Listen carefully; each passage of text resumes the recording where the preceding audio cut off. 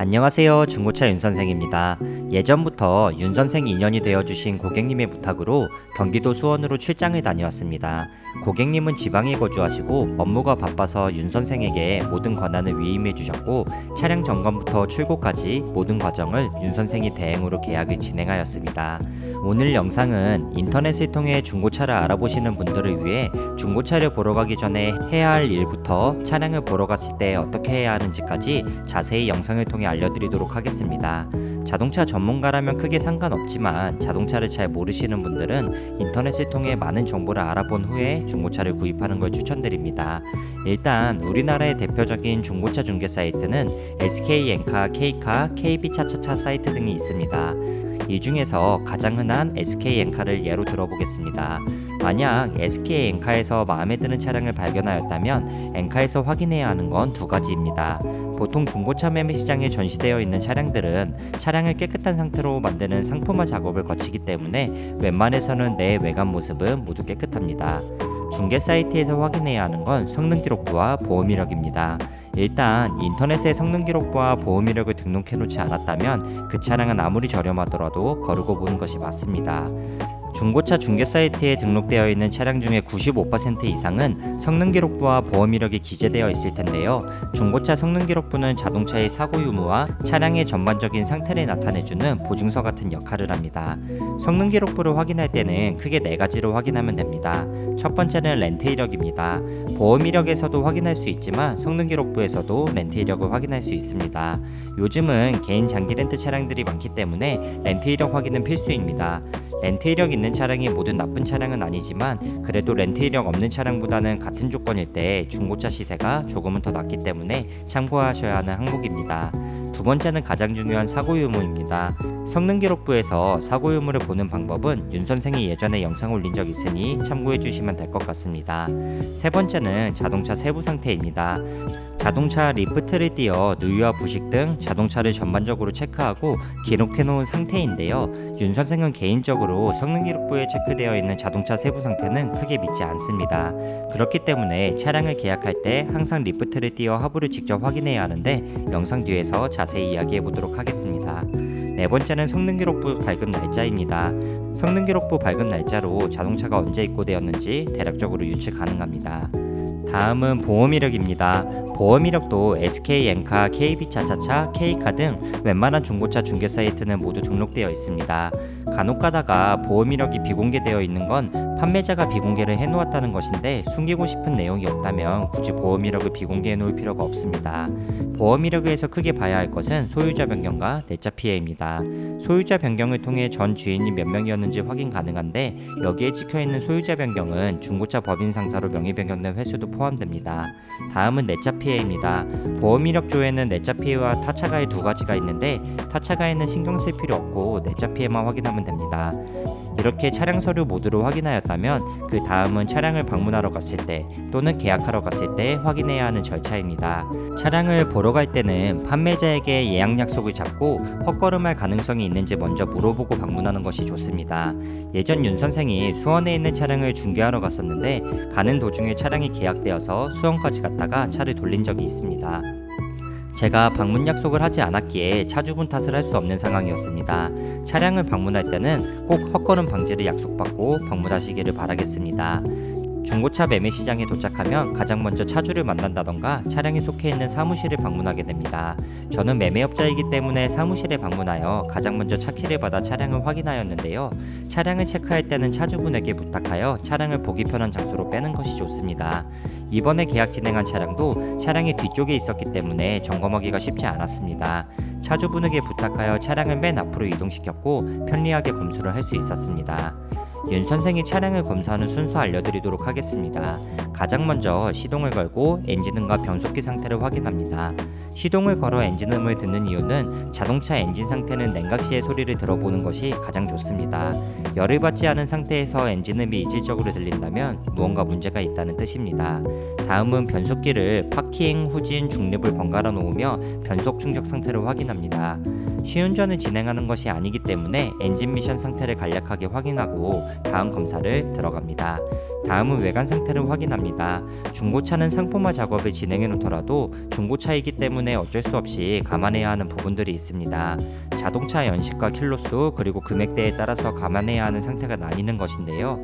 오늘 계약을 진행한 차량은 신차 출고한 지 1년도 안 된 신차급 차량이었고 가격대가 꽤 높은 수입차다 보니 윤 선생 개인적인 생각으로는 신차 컨디션과 거의 동일한 상태가 되어야 한다고 생각했습니다.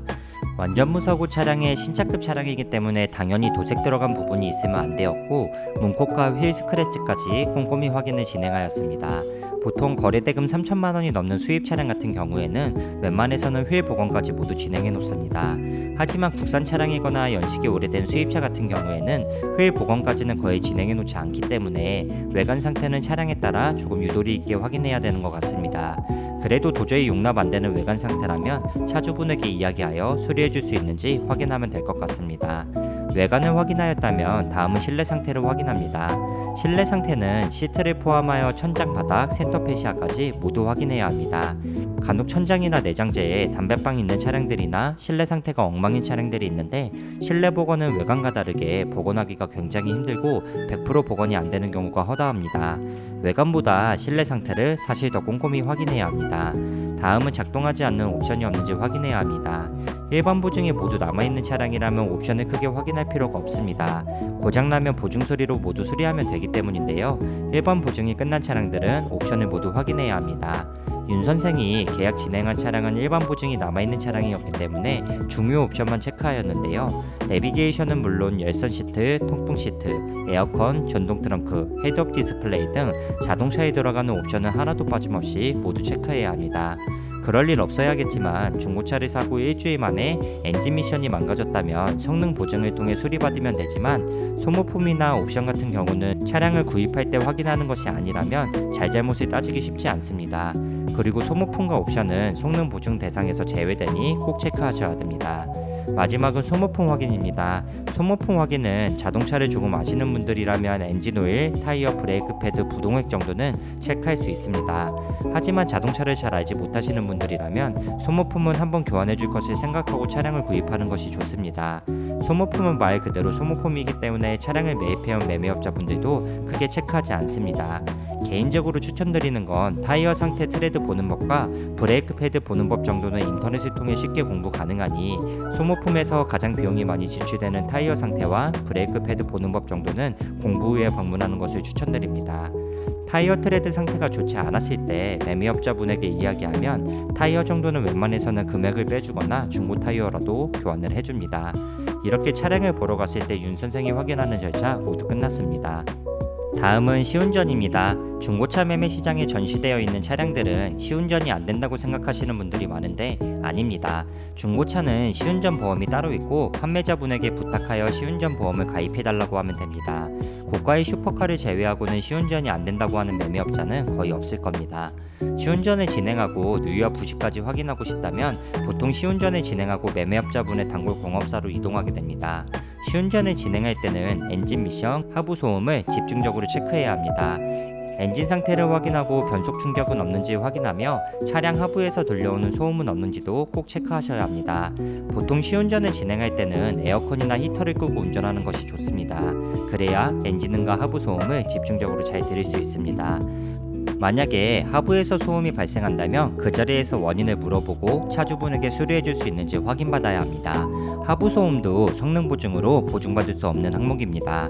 다음은 리프트를 띄어 하부 상태를 확인해야 합니다. 공업사든 성능검사장이든 리프트를 사용할 수 있는 곳 어디든 상관없습니다. 보통 부식을 확인할 때는 트렁크 아래쪽과 바퀴 쪽을 확인해주면 됩니다. 부식이 있는 차량은 누유가 있는 차량보다 훨씬 심각한 문제이니 차량을 띄웠는데 부식이 있다면 웬만해서는 구입을 비추합니다.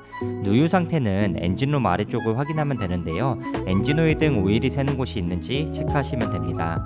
아까 제가 성능기록부를 설명할 때 자동차 세부 상태를 너무 믿지 말라고 이야기했었는데요. 성능기록부와 자동차 세부 상태가 실제로 다른 경우가 굉장히 많습니다. 누유가 눈으로 보이지만 자동차 성능기록부에는 누유 체크 안 되어 있는 경우도 있으니 꼭 눈으로 확인하시면 구입하시길 바라겠습니다. 또 한 가지 중요한 점이 성능기록부 자동차 세부 상태에 누유나 미세누유라고 체크되어 있다면 성능 보증 대상에서 해당 항목은 제외되니 이것도 꼭 체크하셔야 됩니다. 리프트를 띄어 하부까지 체크하였다면 차량의 모든 검사는 완료되었습니다. 이제 사무실로 복귀하여 계약을 진행할 차례입니다. 온라인으로 보았던 성능 기록부를 종이 원본으로 발급받아보고 온라인에 나와있는 성능과 일치하는지 확인하면 됩니다. 그리고 계약서를 작성하고 대금을 입금하시면 되는데, 대금을 입금하기 전에 보조키 유무를 확인하는 것이 좋습니다. 보조키 유무까지 확인하였다면 대금 입금 후에 보험가입 그리고 출고하면 모든 계약이 마무리됩니다. 중고차를 구입하실 때는 차량 가격 외에 부대비용이라는 걸 지출합니다.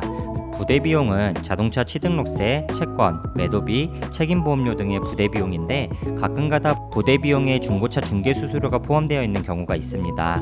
중개수수료를 지불해야 하는 조건과 지불하지 않아도 되는 조건은 윤 선생이 예전에 영상을 통해 알려드렸으니 이 영상 끝나고 꼭 한번 보시는 걸 추천드리겠습니다. 오늘 알려드린 내용 어떠셨나요? 윤 선생이 차량을 검수하는 과정 모두 알려드렸으니 그대로 따라하면 문제없이 중고차 구입 가능할 것입니다.